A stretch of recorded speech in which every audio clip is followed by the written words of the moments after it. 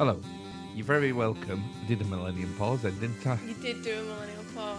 Hello. You're very welcome to this episode of my Generation Gap podcast. A podcast where you have me, Stuart Vincent Moore, a 50-year-old member of Generation X, talking art, culture, media, after about 10 minutes talking about stuff and nonsense with my niece, Harriet Pilkington, an 18-year-old member of Generation Z. Gen Z. Gen Z. Hey, Rach, how you doing? Yeah, I'm doing good. I've been back to the hospital today, but not for anything gallbladder related this time. It's for my eyes. Oh, okay. Now I'm at the point now with medical professionals where I know I'm a tricky customer and I will just say to them, this woman said to me, she's like, we're going to put these drops in your eyes. They're going to make you feel a bit funny. I went, I'm not doing that. And she was like, what do you mean? I was like, I'm not trying to be rude. I'm just blatantly saying I'm not going to do it. You can't convince me to do it. I've already decided. Just say, nope. Yeah, nope. I feel bad, but it's like, I don't know what else to do because otherwise they try and persuade you and you're wasting their time then. So I might as well just say, nope. So I was like, I'll have the yellow drops. I don't know if you ever had them before, but I had these like yellow drops put in my eye, which is really freaky because when you dab a tissue on your eye, it's like bright luminescent yellow. It's bizarre. Yeah, I had those drops a couple of years ago, and you're not supposed to drive home, are you?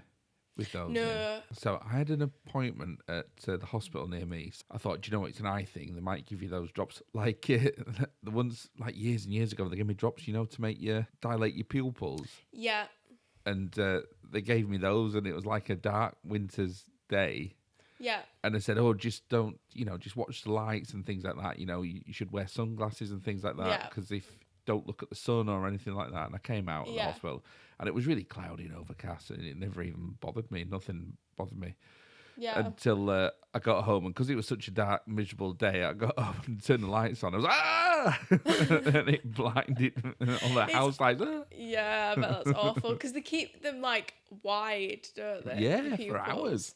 I know, like she was like, oh, we're just going to do this. I was like, no, you're not.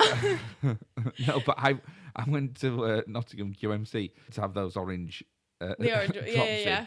Instead of driving there, I took the day off work and I got the tram into the hospital. Yeah. And they put these drops in and did what they wanted to do. And then got the tram, got back into Beeston, came off the tram, and it was about lunchtime. And it was a really hot, sunny day, and I really struggle in the daylight. Anyway, just with my eyes. If I don't have a hat on, I can't see. And they were doing a soft open of this new pub in Beeston called the Beeston Social. It was about to open up that weekend. It sort of looked like it was open, but it wasn't open. They were just it was just the staff was in, and I thought they were open. I came in, I walked around, and I was like blinking and not looking where I was going. And I went, oh, I walked in and I said, can I have a cup of coffee? And they looked at me really weird. And I went, I don't know, mate. And then they got the manager out, and he went, yeah, just give him a cup of coffee. And and they went, I'll tell you what, mate, here's some tokens. And they gave me loads of games tokens to go and sit in the corner and play on all these games. Yeah. They had loads of racing games, and they had air hockey and stuff like that. I couldn't play on my own. But I thought, how come they're treating me like this? And I realised that when I got home that the eye drops, because I'd been sweating and my eyes had gone all funny, and I was blinking and looking right, and all the orange dye had run down my face. I see. So they must have gone, oh, who's this guy? Sit him in the corner. Just sit him in the corner and hopefully he'll just go. They just went, mate, here's your cup of coffee. The tills aren't open yet. You just go and sit over there. You just sit over there. Keep to yourself. Keep to yourself. Yeah. We're not properly open yet, but don't worry about it. Don't I was going to kick off. We'll sort it. Yeah. We'll give you a coffee. Just stay over there in that corner. Yeah. And I left. Oh, what a great place that was. I might come back. Lovely service. Yeah. Do you know what age? I haven't been up to much. Have you not? A few gigs here and there. Gigs. Oh, instead of gigging, do you know what? I have been busy. I have done a couple of gigs, which went really well. Yeah. I've got a new way of telling the Norfolk B Rose joke. Oh my absolute Lord. Right. Hit us with it. It's going down well. Hit us with it then. No, I'm going to. What do you mean? No. But I have been to just see some more comedy. Yeah. So I went to see some acts in Nottingham, and then I went to one of the heats of the Comedian of the Year. Oh, wow. Yeah, so that was good. So I saw a couple of winners going through to the next round, which was really exciting. So that's good, isn't it? That is good, isn't it? So are you doing longer gigs now? Slightly longer? Are they more like 20 minutes rather than 5? Because when you first started, because you build up slowly, don't you? You do like the speed ones where they're like, do you still do them? Oh, like gongs? No, not so much. No. No, because you can't really learn much from gongs. Is that just trying material? Yeah, you don't really try. You can't really try new material. I suppose you can because you get a different audience at a gong show. So, but I just haven't done one for a long time. Yeah. But I've just been working on other stuff. Yeah. Anyway, I think we should just get on and talk about what we're here to talk about. Yeah. Because we're here to talk about Edward Scissorhands. We are. Edward Scissorhands was released in 1990. And 1990 was peak Stew. Peak Stew? I like that modern day slang. I'm liking that. Well, no, not peak Stew, but it's the time. I know what you mean. That's what people say, yeah. Okay. I was like 15 years old, and you just soak up everything, and there was so much exciting stuff around that time. What do you reckon you were doing on the day that Edward Scissorhands was released?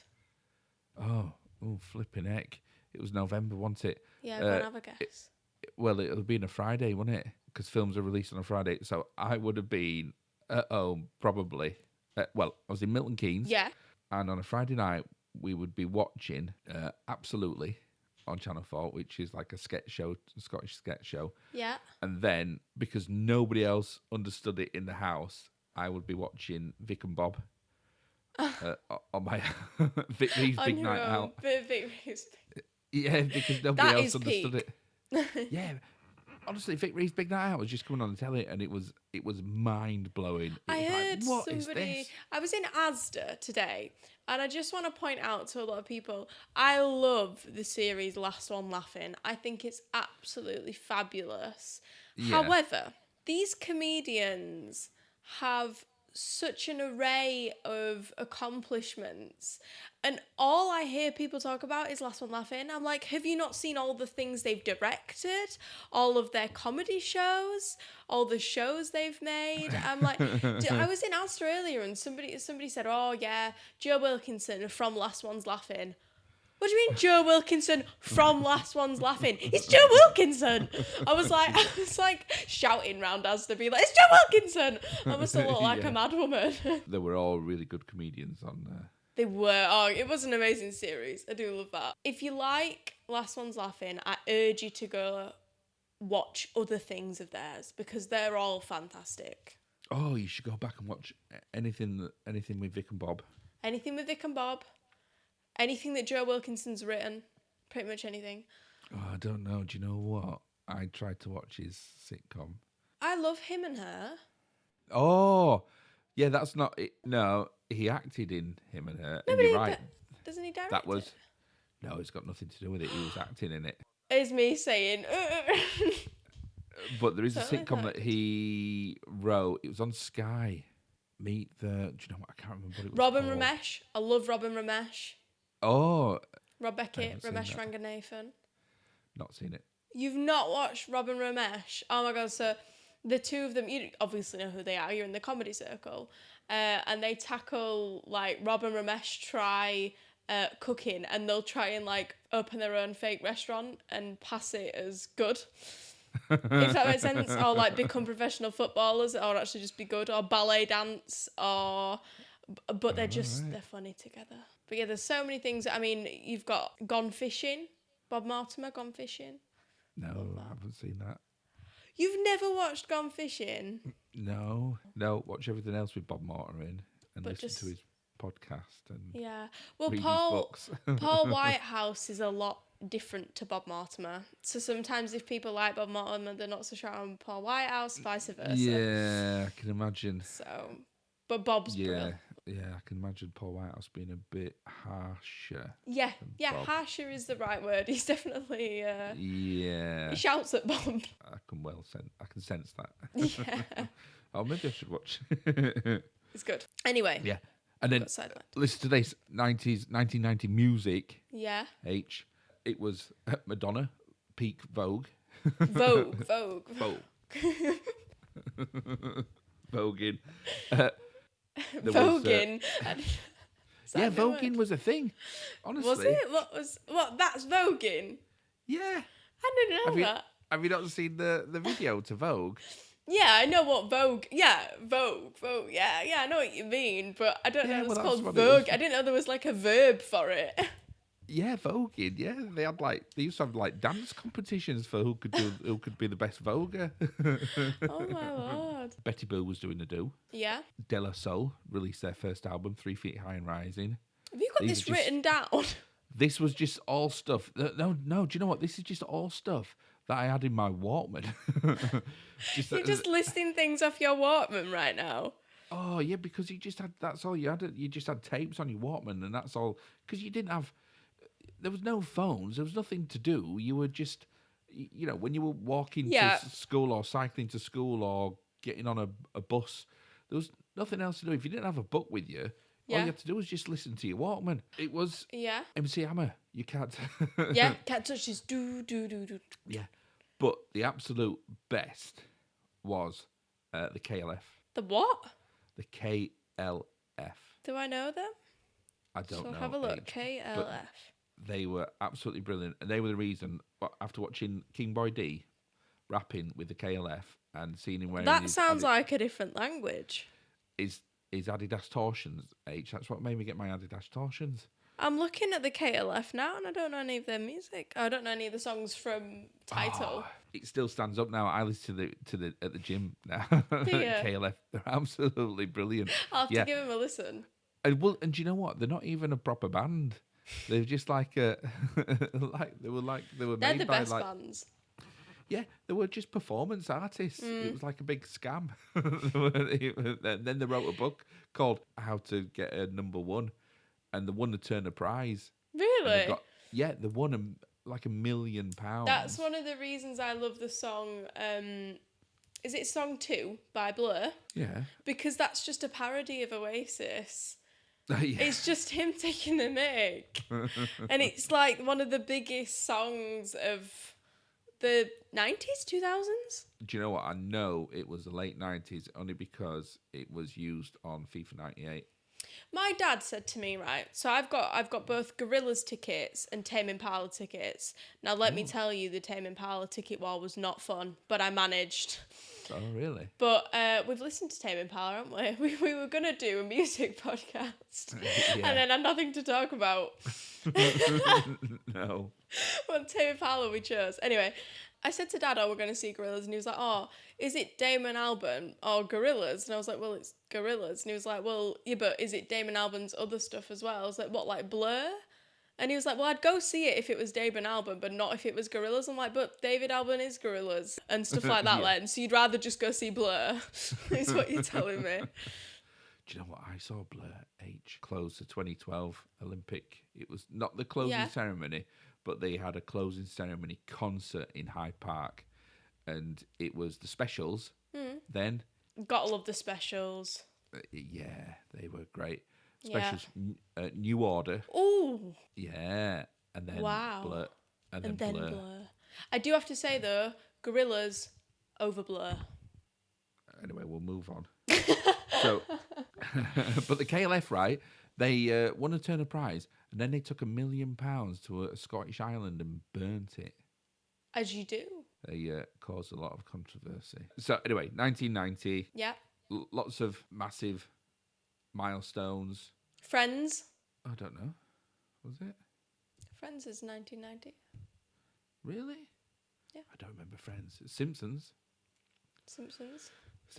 Oh, which we do have to watch some Simpsons. We got a Facebook post from a friend of mine. Which you keep sending to me, and I can't see it. So this is going to be news to me because I still can't view this Facebook post, and I really want to see what they've said. It's from somebody called Suzanne Tobin. Brad. But back in the day, she was just called Badger. Right, okay. Because that was her surname. And she said that we're making her go to the gym. So that's good. Oh, like, because she's listening to the podcast. Yeah, so she's been to the gym at least 18 times. That's good. That's positive. Yeah. 18 times, that's applaudable. I think my max is like 3, and then I've just given up. So anyway, it was really nice to hear from her. I haven't seen Suzanne for such a long time. Yeah. I hope she's doing well. Well, no, I know she's doing well because I see her on Facebook all the time. Yeah, that is the thing with She's doing social fab. media. It's one of the good things about it is you just see Yeah, people doing but well. I miss her because she's a really good friend. She's shocked that you haven't watched The Simpsons. Yeah, I've watched bits in passing, you know, when it's on the TV. And the only one I think I watched was when it was all a dream and it wasn't real. Anyway, we'll move on. Anyway, Edward Scissorhands. Yes. I remember it sort of being really, really applauded for being a great film. It was the first time Johnny Depp and Tim Burton worked together. The first and only time, joking obviously, Johnny Depp is in like every Tim Burton film ever. Yeah. Some are better than others. I think I would agree. The one that I like the best is, well, apart from Edward Scissorhands, it's probably Sleepy Hollow. Now, I've seen this so I've seen 2 things on my TikTok this week. I've seen Dracula, A Love Story, which is new, 2025. And I don't know why it's just been advertised to me on TikTok, but it just has. I'm not sure who directs that, but that was advertised. And another one was Sleepy Hollow. Is it worth a watch? Absolutely, it's worth a watch. Is she a witch? What? Or like, is she accused of being a witch? Oh. What do you mean, oh? Yeah, because I forgot what it was about. I was going, is she a witch? No, it's Johnny Depp. No, it's Johnny Depp. That's like the only thing you remember is Johnny Depp. Well, he comes along.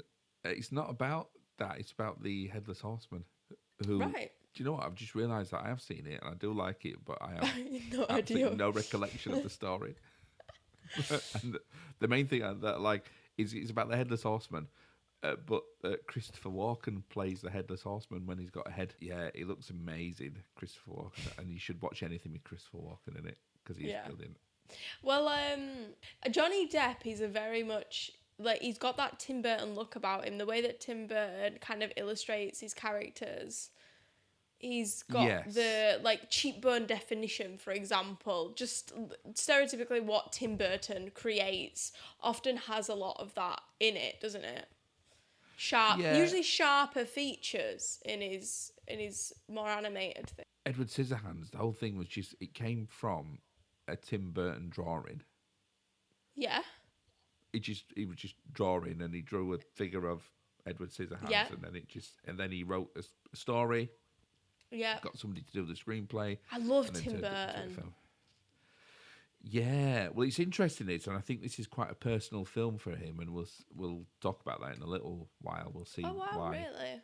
Let's summarise Edward Scissorhands. And in fact, a good way to do that would be to recite one of the key scenes in Edward Scissorhands, probably my favourite scene, and I would say the highlight of the movie, the most beautiful bit.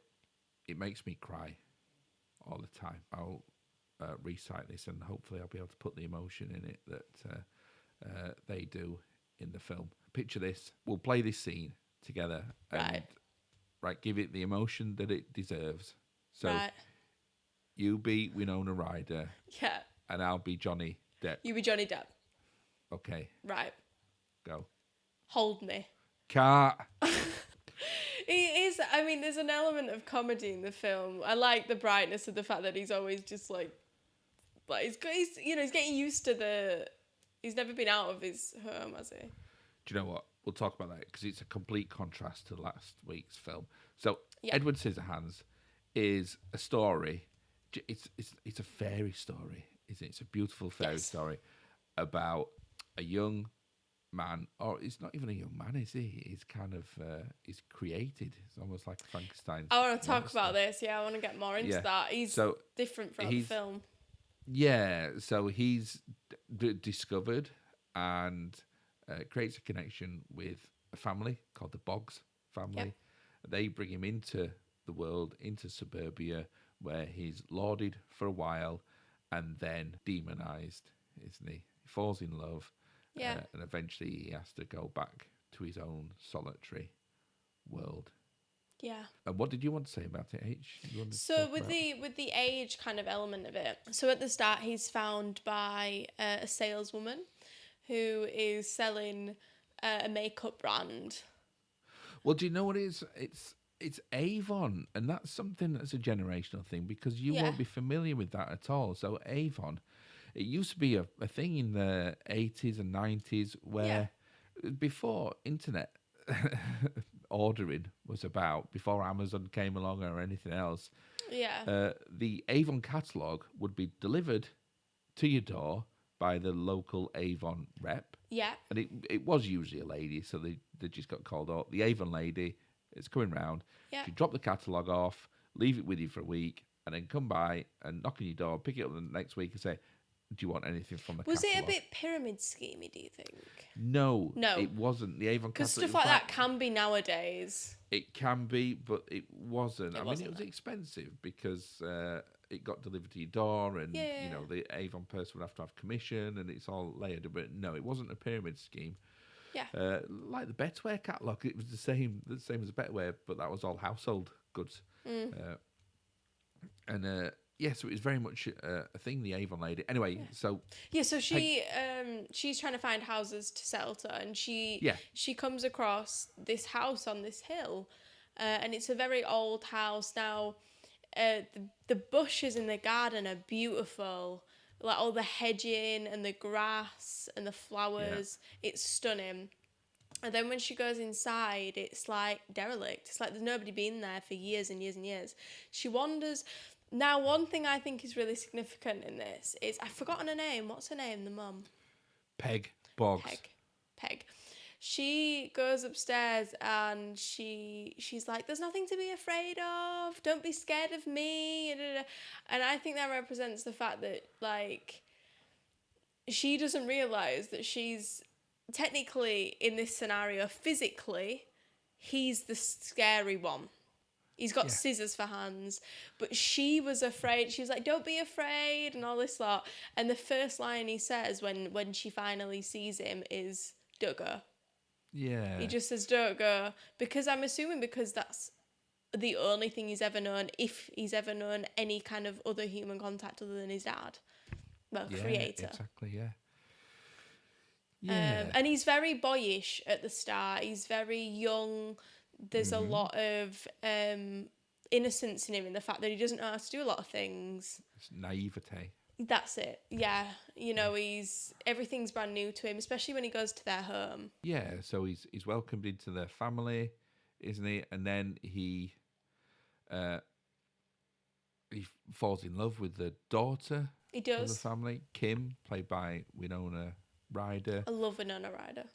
But there's jealousy there from Kim's boyfriend, Jim, who is played excellently by Anthony Michael Hall, who, if you remember him from The Breakfast Club. Oh my God, I knew I recognised his face, but I never put two and two together. Yeah. Yeah, so completely against type, because he usually played gentle, nerdy kids, but in this film, he's like a big bully. He's quite the opposite. Yeah. Is really is a nasty piece of work. Anyway, there's lots of jealousy there.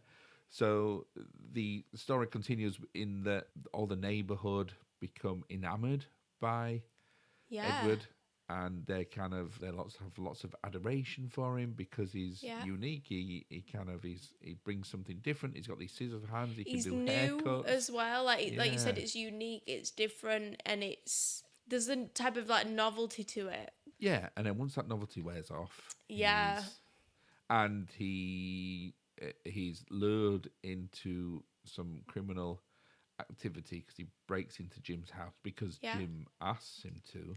And he gets sexually harassed by a woman. Yeah. Why in these films are hairdressers always manipulative and damn right crazy? Yeah. Like just out of their Sex mind obsessed. doing sex obsessed, doing something absolutely awful to people or like fraudulent. I know she's not a likable character in this film, and she's a No. bit wicked, but I really, really like Joyce, and I Yeah. really like the actor that plays Joyce is brilliant. Yeah. Kathy Baker is a name that plays it, and she's Yeah. great. But she does a terrible thing, doesn't she? Because she's rejected She by does. Edward because he's Yeah. a feared, and then she spreads around that Edward tried to molest her. Yeah. And so of course then the whole town turns on Edward, and he has to run away. There's a fight between him and Jim as they're fighting for Kim's affection, and then it all runs up to his house. He runs away. The police come. The popo come. He has to run away. And Jim ends up getting killed. Jim does end up getting killed. Sort of a tragedy, but sort of not tragedy, because you're quite glad that he dies. Yeah, you're glad that he dies, but you're not glad a person's dead. But it's yeah. But then also, I'll tell you something, because you'd think that this was like a Frankenstein story, right? Yeah. Because Johnny Depp is created. He doesn't have any parents. He sort of has a father, but he's called the creator. Yeah. Who is played wonderfully by Vincent Price. Yeah. Vincent Price was proper old school. It was really like from Hammer horror films. He did the voiceover for the start of Michael Jackson's Thriller video, which is great. What? Even the song? Is he the voice in the song? Well, no, it doesn't sing it. That's Michael Jackson, isn't it? What, Michael Jackson does a bit and it's like the midnight hours close at hand. That's Vincent Price. Yeah, that is it. That's in the song. Yeah. Yeah, you said the music video. I was just checking it was in the song as Oh, well. right, Was that okay, voice you were on about? Well, yeah, but then you said, the voice in the song. And I said, no, that's Michael Jackson. So Vincent Price in Thriller. H. Yeah. Darkness falls across the land. The midnight hour is close at hand. Creatures crawl in search of blood to terrorize yours neighbourhood. And whosoever shall be found without the soul for getting down must stand and face the hounds of hell and rot inside a corpse's shell. So that's good, isn't it? I used to love the song Thriller as a child. I just loved the song. I don't know why. And I used to listen to it like on repeat, especially like autumn time. But the laugh at the end, the used to terrify me. And I used to, instead of just pausing the song, because I was scared I wouldn't get it like on the dot, I'd have to run. Don't know why this was the logic, to the other end of my house, to the conservatory. So I didn't hear the laugh. And then re-listen to the song again because I loved it. Me and your mum, when we were little, and we'd listen to Thriller over and over again on our cassette players and make up dances to it, and then we'd argue about who was going to do the door slamming bit in the song, because there's a sound of a door slam. Yeah. And it goes, and it slams the door, so that's the dance move. You go, no, I'm going to slam the door. What was the dance move? Just slamming the door. Just slamming the door. Yeah. In time with the sound of the door slamming. Yeah. But there was only one door slam in the song, so we both couldn't do it. Yeah, so you had to pick one of you to do it. Or do the song twice. Yeah. Well, just keep doing it, yeah. So Vincent Price creates Edward. Yeah. And he makes him, and we see this through flashbacks, don't we, throughout the film? We do. There's 3 flashbacks. Yeah. And we see this. And do you know what? This was actually Vincent Price's final film. He didn't do anything after this. He passed away sadly after this. In fact, he was that poorly when he was making his film. You know the bit in the film where he collapses with a heart attack? He did actually collapse filming it. Wow. It's probably a bit like Tommy Cooper. Keep filming. Keep filming. Right, cut. Well done, Vince. Yeah, well done. Yeah. Vincent. Yeah, you can get up now. Get up now. Oh, hang on. Yeah. Oh, shit. There's a story of Edward's kind of origin story told through flashback, and it's him being made by the creator, and then the creator teaching him things and reading to him and teaching him about etiquette, and then saying, "Do you know what? We're going to leave that. Let's do some poetry." And then he reads like limericks to him and says, "It's okay, you can laugh at that." I tell you what, one of my favourite parts of Edward Scissorhands is the fact that everybody else, the houses are all like different colours, but they're exactly the same.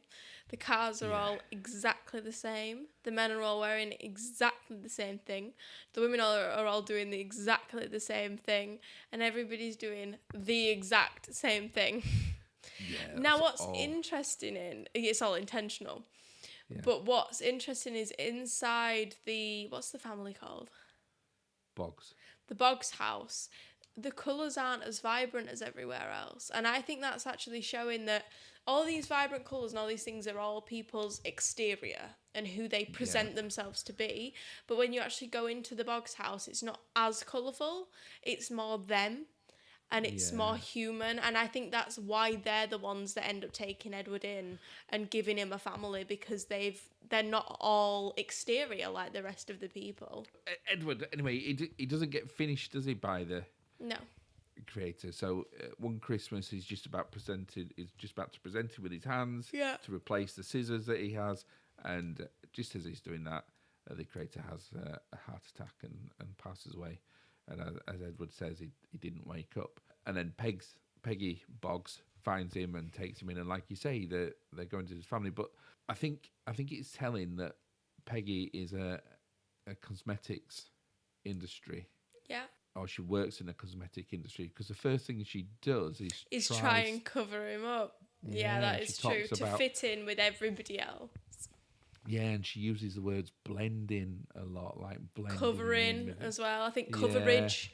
Coverage is used. Yeah, and then, the first thing she does is, because Edward is wearing like a black leather, it's almost like a like a sadomasochist suit. Is it all like, or some like new emo? Yeah, suit? It's definitely out there compared to like the rest of them. Well, it's the opposite of what the rest of the people in the film are wearing. Yeah, so it's all, he wears all black, his hair's wild. Yeah. They modelled his hair on Robert Smith from The Cure. Oh, they did actually do that. I can see that. Yeah. She brings him home and then instantly tells him to put these pastel-coloured grey trousers on and a white shirt and just hide who he is. Yeah. I'd get that, yeah. Yeah, so, and that's what the cosmetics industry is all about, just hiding who you are. And that's what, like you say, a lot of that suburbia is about that. So I think in terms of, the thing with Edward Scissorhands, it's a fairy story, isn't it? It's absolutely beautifully told.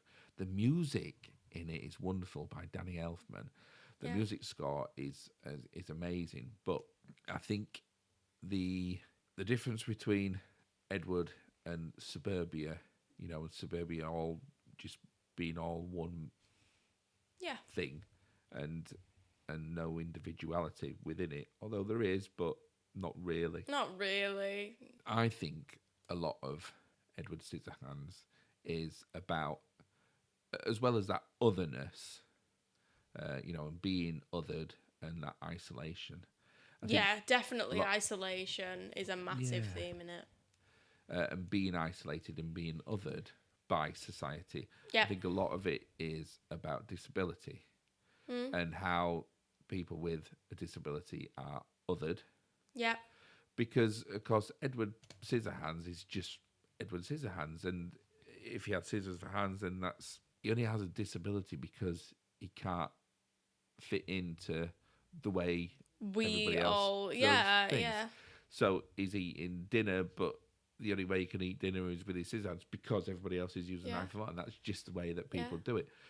Wearing clothes that everybody else wears. So, but as well, there's so many strengths in it. It could be like when you watched him fold his napkin, like really, and then he butters his bread, and then everything like that. And not only that, but you can see that he's so genuine and empathetic. Now, I think that having disability, whether physical or hidden, it makes you more empathetic. I think a lot of it is, as well as physical disability, there is some neurodivergence there, isn't there? It's said to him a number of times, don't take things too literally. 100%. There's that naivety. There's that not being able to read social cues, not being able to understand what's happening socially, being isolated and being othered, and not only that, but even things like things to fit in. Like at one point, the dad gives him alcohol because that's meant to make him feel better, which obviously does not make him feel better. Now, as somebody who doesn't drink because it genuinely makes me feel awful, the amount of pressure I get from people. You need to have a drink. Why don't you drink? It make you feel better. No, I've literally told you it does not make me feel better. They go, well, why do you choose not to drink? Because it makes me feel bad. So why would I drink if it made me feel better? Then by all means I might drink. But it doesn't. But people still expect you to fit into that social norm because that's what makes them feel better, and that's what they do. There's two things. It looks like on the outside it's a Frankenstein story. Yeah. Where. Yeah, I'd agree. A horror, almost, it's presented as. Yeah. When I think it's nothing alike. No, but you have Edward, who is created and looks like a monster, according to the rest of the society. But then he's, while he's useful to them, and while he's a novelty, he's loved and adored and tolerated. Yeah. But as soon as he isn't tolerated, is absolutely turned on and vilified and drummed out of town. But I think Frankenstein's monster, when Frankenstein created his monster, he was instantly rejected and instantly treated badly, and therefore the monster behaved badly. Obviously. Edward didn't. He was created and then nurtured. He was. His creator was full of love and really loved him. It speaks volumes on environment, doesn't it? Yeah, so when Peg Boggs came and found him, he was just looking for more human connection, which is why he says, don't go. Yeah. And then when he finds more human connection, he starts to grow and learn. Yeah. And it's only when the humans turn on him that his anger comes out, and of course it's got. It's not even anger; it's protection for him in that instance. I think there is definitely a slight bit of anger there, which, like you said, is completely justified. But I think a lot of it is fear and protection because he's scared. Yeah, well, and also anger isn't. I think it's all right to be angry, isn't it? It's an emotion. It is, yeah. It's fine, isn't it? Being angry is being angry.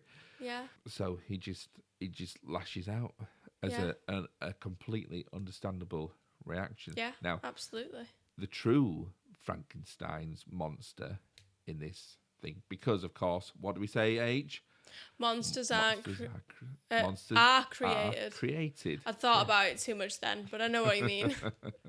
Because Jim, Anthony Michael Hall, from the very moment is brought into the film, he brought us in, he's with Kim, Winona Ryder. Yep. And he's just pressuring her to have sex with him. Yeah. That he's desperate for them to get their own van, just so that just so he can have sex with her in the van. Yeah, he absolutely manipulates her. Absolutely. He bullies her. So she's like in the early phase of the film, she's got that blonde wig on. She wears like cheerleader stuff. She wears stuff like everybody else, like really childlike stuff. And it's only when she starts to form a relationship with Edward that she wears her own things, and she deliberately looks. Well, she starts being herself as well as looking herself. But then also, that they get back from this music festival early, right? And they drop Kim off at home. Yeah. And she said, "Oh, Jim, what are you going to do?" He said, "I'm going to have to sleep in a van now because I won't be able to, I'm not allowed in the house." And he lives in his house where they're absolutely, and they talk about it a number of times in the film. They do talk about his dad especially. Talk about his dad and their obsession with electronic gadgets and gizmos, and how he locks the house up. It is like a prison. It is literally, and they're obsessed with these electrical goods, so they're just obsessed with status. Yep. And not power. With any kind of and money, and not with any sort of connection with their own children. Yeah. So, of course, you're gonna end up nurturing or creating a monster. Yes, yeah. Which Exactly. is, so I think the true monster in this film, the Frankenstein's monster, Jim, is yeah. not Edward, it's Jim. Yeah, I would Because agree. it's a creation of It's society. a better example. Yeah, it's a creation of society and nurture. Yeah, yeah. Anyway, there's so much in this film about otherness and things like that. I feel like we've covered a lot of it, though. I feel like I've definitely said a lot of things that I wanted to say about the loneliness kind of thing, the different, quote, difference of him, various things like that. Because I think that we can all, or at least a lot of us can relate with that in some way or another. There's a real key part, and that scene in the film is a beautiful scene where Kim finds actually, Edward and she says, "Hold me." Yeah. Because at that point, she's sort of starting to see him and accept him. Yeah, for who he is. Because he's pure and he's innocent, but he obviously has these feelings for Kim, and she sees him and she's a bit weirded out by it at first. Yeah. But as she gets to know him and sees his kindness and sees how genuine he is, she sees that Jim's the one to be afraid of. Yeah, and then she sees his talent and sees him and his soul. And when he makes that ice sculpture, and she's dancing in the snow created by it. Yeah. And again, that's all about vulnerability, isn't it? Definitely. Vulnerability, her understanding. Yeah, her understanding him and her vulnerability dancing in the snow that's created. And then there's the whole scene where she says, and it makes me cry thinking about it. And I said this the other day to Ivan. I said, "Oh, do you know, whenever I watch this film, I can't even remember what it was. I said, every time I listen to that song, it makes me cry." And he says, "Well, that's nothing. You cry all the time." I went, "Yeah, you're right." Anyway, but she says to him, "Hold me," and he says, he holds his hands up and he says, "I can't." Yeah. And then she moves into his world. So the only time that anybody does anything for him is when she holds steps him forward and steps forward, holds him, and then moves his hands into position. It's the only time anybody has given way. Genuinely given way. There's no acceptance by anybody or any I would part of agree. society or any even Peg, who has a really kind heart. Yeah, I think Peg, like you said, has got a kind heart, but she's still in this society, isn't she? Yeah. She can't get away from the society. Like you said, the fact that she sells the cosmetics and things like that, she's so deep in the society, but in her heart, she wants... Yeah. Yeah. And there is the things, there's the right thing to do, and there's a thing that you're supposed to do in society. It's like the money. They talk about, what would you do if you found a bag full of money? Yeah. Would you A, burn it, B, keep it, C, give it to your friends, or hand it into the police, or give it to the police. Yeah, and of course, the young lad in the family, Kevin Bog, said, "Well, you give it to the police, wouldn't you?" And Edward says, "No, give it to my friends, because it might not be the right thing to do societally, or what we're told is the right thing to do. But it's the kind thing to do. Yeah, give it to my friends." Yeah. Yeah, and it's only Kim that agrees, sees that kindness in him, sees his kind heart, and she's the only. Yeah, she sees why he said it. Yeah, she's the only one that changes her world for him, to let him in, to accept him, and it's an absolute beautiful moment. Yeah, it's a 2-hour-long film. It is. But it didn't feel like a 2-hour. No, I would agree.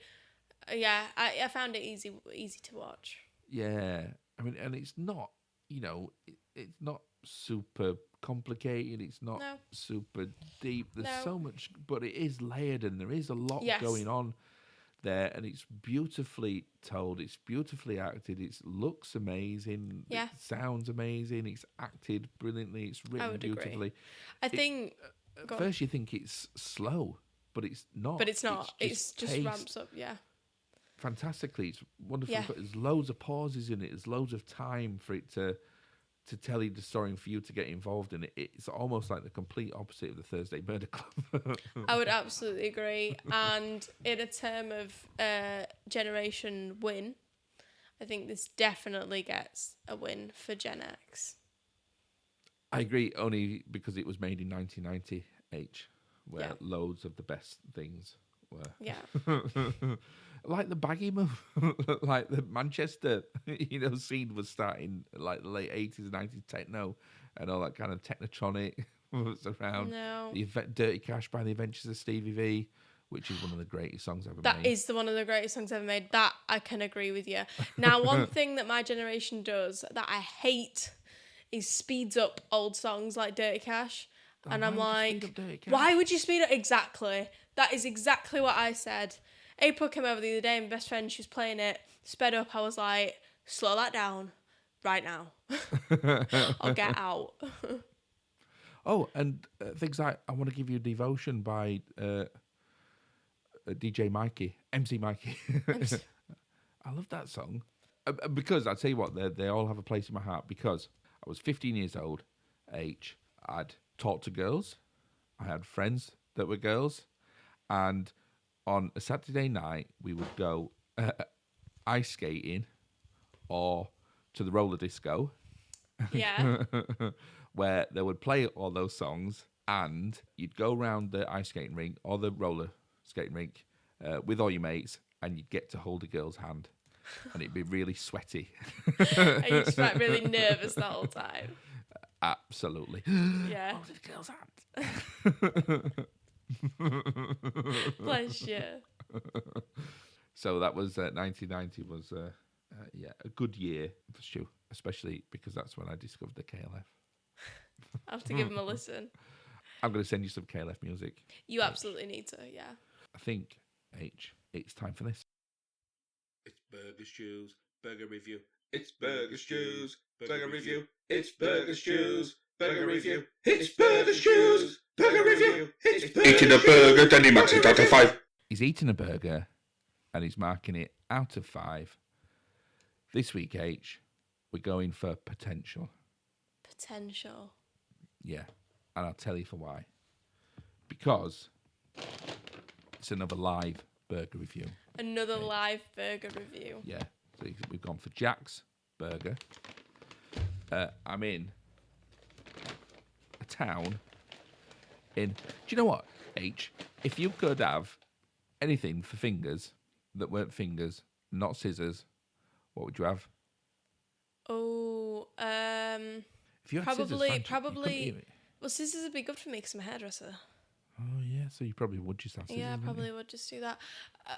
This is what I wanted to say earlier. I completely forgot to say it. I was outside Pittenfields earlier, and Mum was mentioning something to do with hairdressing. I can't remember what.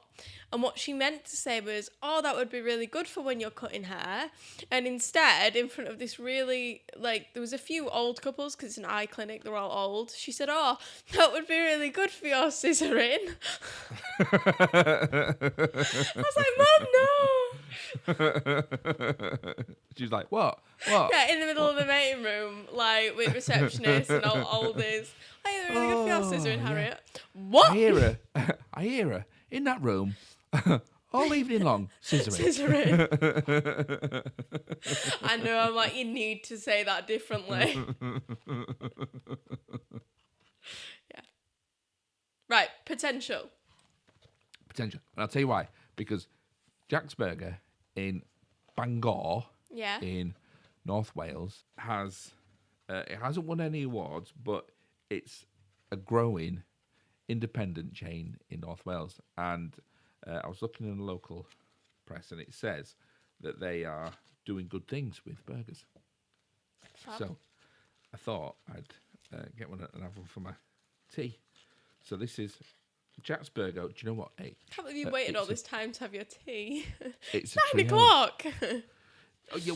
Well, do you know what? I didn't get into flipping Bangor till late. Honestly, that's what it looks like. It looks good. It looks promising because it gives that kind of sloppy burger vibe, but not flat. Yeah, but it's got integrity. It's got character on it. Yeah. Yeah. Oh, you've sat back. The suspense. No, it's good. It's good. I think it's... You're eating it upside down. That feels wrong. Yeah, thank you very much. Have you got a rating for us? Yeah, I think I was... It's not bad by any means. It's a really good burger. But it's not a great burger.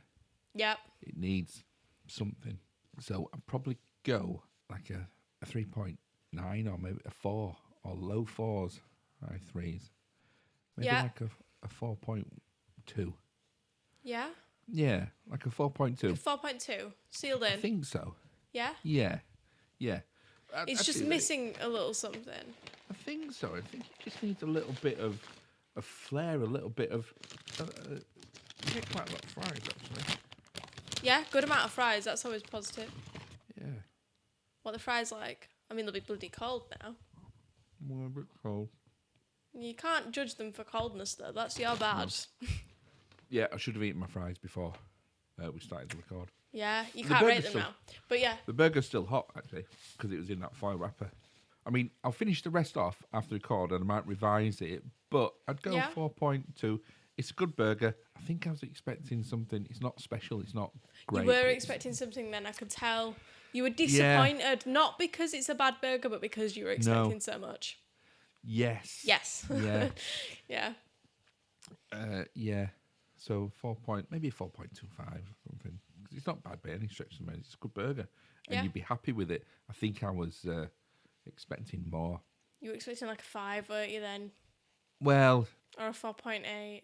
I had, and I will review it in I probably would have given the review today, H, if it wasn't for the fact that I got this from a tea and I thought, I'll do a live review. But I did have a burger last week it was just like the ultimate burger. We'll talk about that next episode because it was pretty special. It's the burger that made me do Burger Stew's burger review because I had that burger last year. And was it the same when you had it again? I thought, do you know what? I really need to find a burger as good as that burger. Yeah. And I've been... I was going to say, I've been around the world. I haven't been around the world. Been around. I've been to several cities. Different cities. Different cities and several burger places within the city that I live, trying to find a burger as good as that burger. Well, after I'm excited. I haven't. And I went back to the same place about 2 weeks ago. Yeah.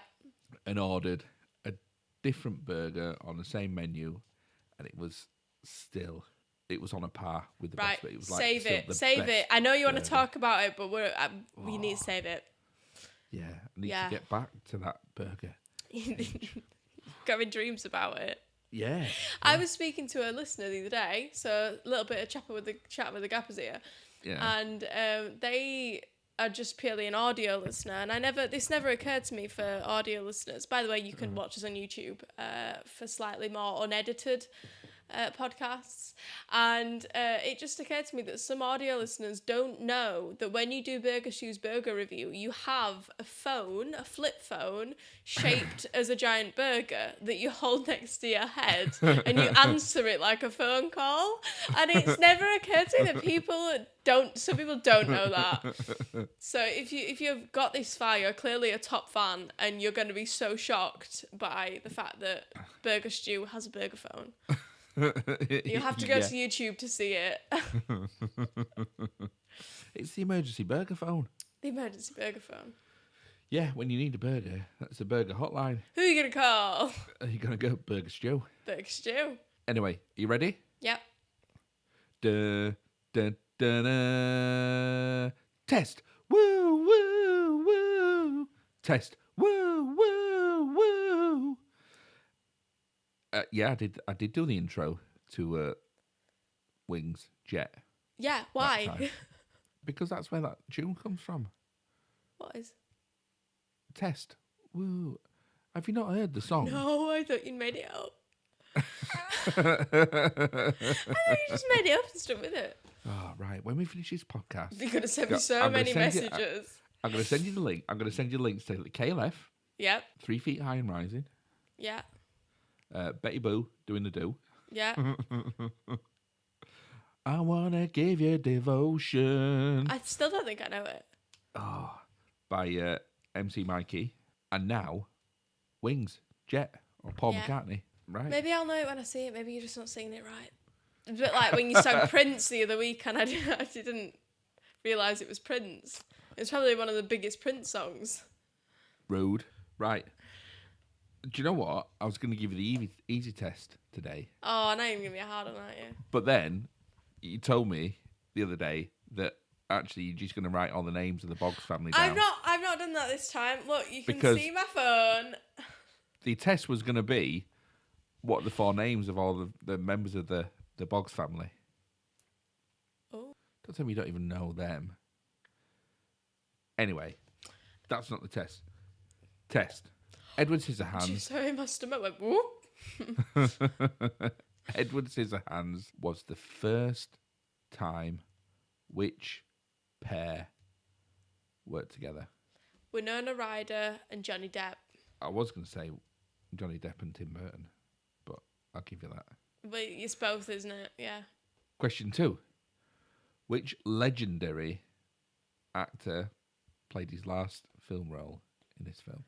I've forgotten his name. He does the bit in Unbelievable. Thriller. I know, but I hadn't heard his name before this podcast, and you know what my recall's like.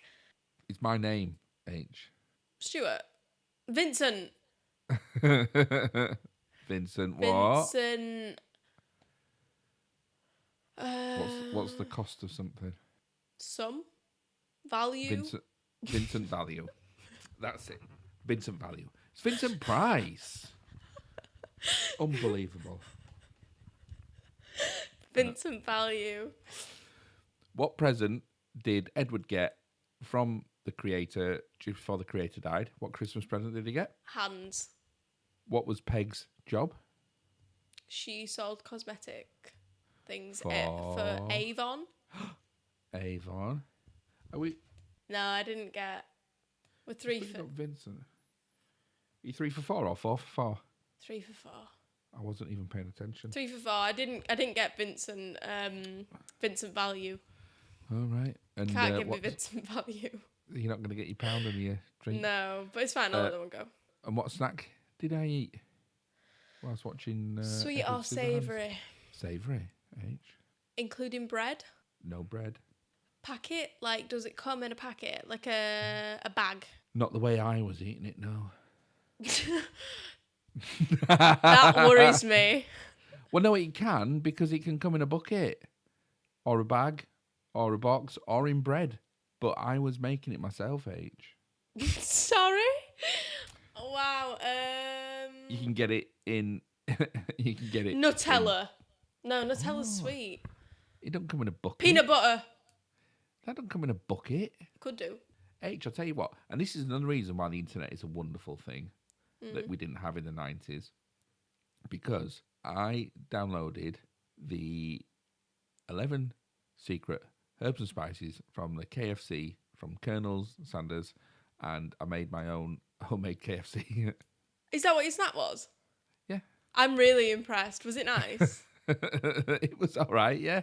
I'm It was really good. You could impressed. sort of taste it, but I didn't fry it. I just, I like put it in the, like roasted Right, it. well, minus points for that, but I'm impressed. But if you want, I can bring the seasoning up. Oh, because we're going to meet up Earl. You this can, weekend, aren't we? Earl, yeah. and put IRL. it- have you got an air fryer? Is it fat free? Well, I it's I can't chicken in it, and then just Chicken seasoning. and then just seasoning, then yeah. I mean, we'll have to put something in to fry it, but yeah. But on an in an air fryer, you won't. Well, there you go then. Let's Let's do KFC. that. We'll do a review. We'll do a review of Burger Stew's KFC Well, no, 'cause chicken. it's not homemade KFC review, is it? It's Burger Stew's burger review. All right, well then we won't then. All right, don't mess All with right my then. format. All right then. I think H, we'll call that a day. Yeah. Except for what's your telly mean? Maths. Oh. I've got Harley into it. Really? Honestly, he loves it. We're like, we're like sussing out all the couples. Like there's a couple of couples, and you know what it's like with maths, where you know that one of them's a problem and you don't know which one it is. Only one. Well, that's true. No, but sometimes it's like one of them's hiding behind the other. Sometimes it's like hidden, like you think it's one, and it's but yeah, so much drama. 3 new couples are coming in tonight. When this is out, it will be a few weeks behind, but I'm loving it. I haven't started watching it yet. Well, do you know would what? say I tell a lie. I started watching the first dinner because I'm not that bothered for watching the weddings. I'm not that I bothered get for that. watching I the get that. honeymoons because nothing happens. And I agree. Also, if anything does happen, they just show it and talk about it at the first dinner and the first commitment ceremony. I'm trying to get the names up so I can tell you who I like and who I don't like. Oh well, I don't know any of them yet. So I'll give it a watch. Absolutely, you need to. I've also started watching Arrested Development, which is go on. That's a great program, H. Which is, at first, I hated it. I can't lie. At first I watched it. I tried to get into it 5 different times, but now I'm in the 2nd season of it. I'm living for it. Like, all the time, like, I just want to watch Arrested Development. It's addictive. George Michael's brilliant, isn't he? I love George Michael. I love Job as well. They're all great. Yeah. They're all great. Well, I'm at the bit where he's got the hook. He's lost his hand to the seal and he's got a giant hook. And he's on the brother who's the magician, Will Arnett. Yeah, that's Gob, is it? What's his name? Bog? Will They call him something like Bog or... Oh, I don't know what his character Job. name is. I think it's called, like, Job. I don't know. Anyway, yeah. But he plays his Lego Batman, isn't he? I actually haven't watched much telly.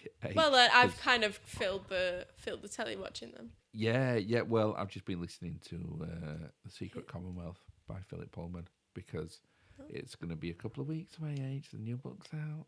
His Dark Materials. It's going to You be love amazing. it, don't you?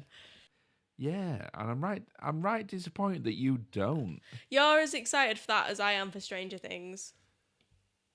Somebody said to me, "You're going to do Christmas decorations in your salon?" Because I've got autumn up at the minute. I've got pumpkins and stuff. I'm like, no, it's going to be Stranger Things themed, obviously. They're like, how can you do that? I was like, big Demogorgon coming out of that wall. Okay, I'm looking down at my notes, and the burger review that I was going to do tonight, I can see it got a 4.9. Wow. And the only reason it didn't get a 5 is because I've just given myself somewhere else to go Somewhere else to go, yeah. In case I ever do find something better. But right? Well, that's something to look forward to, isn't it? It is. The next one. Which actually, the next episode is going to be Donnie Darko, isn't it? Oh, is it going to be Donnie Darko? No, or don't. Is it going to be Botty Bunny? I can't remember what it was called. What we're going to watch? Botty Bunny? Oh. I didn't know I called you. I was like, what are we watching? Botty Bunny? How do people get in touch with us, H, if they want to? They can email us at the mygenerationgap@gmail.com email. Oh, I've said that really confusingly, but yeah. Or they can message us on Instagram, My Generation Gap. We have a TikTok page. TikTok! Which is My Generation Gap. And if you know either Terrypathic or Hair by Harriet, just come and see us. And actually, H, our YouTube channel. And our YouTube channel, yeah. Is getting some views on there. You mentioned. Yeah, so that's good, Yeah, isn't go it? check out the Burger Phone.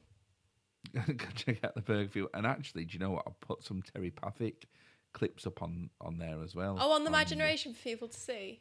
Yeah. That's fab. Yes. So go check out some Terrypathic. Yeah, some Terrypathic clips because, of course, it's not that long now to my show at Nottingham, the Nottingham Comedy Festival, yeah. So that's all over our TikTok. Yeah. As well, isn't it? And not TikTok, but it is on our repost on TikTok. Yes. So it's all there on Instagram and YouTube. Go check it all out. So yeah, go check out YouTube. Yeah. Check out the Terrypathic clips. and follow the link on there and buy some flipping tickets and come and see us. Buy some flipping tickets. Buy some flipping tickets. Yeah. Yeah, I'm really looking forward to that. She's going to be really exciting. Good. Yeah. It's building up nicely. Right. All right. Night. Love you. Love you.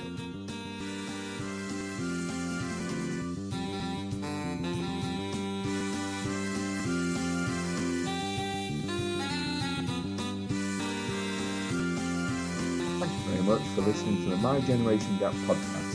You've been listening to Stuart Vincent Moore and Harriet Pilkington. All podcast production by Stuart Vincent Moore. Artwork by Harriet Pilkington. Music by Andy Dawson.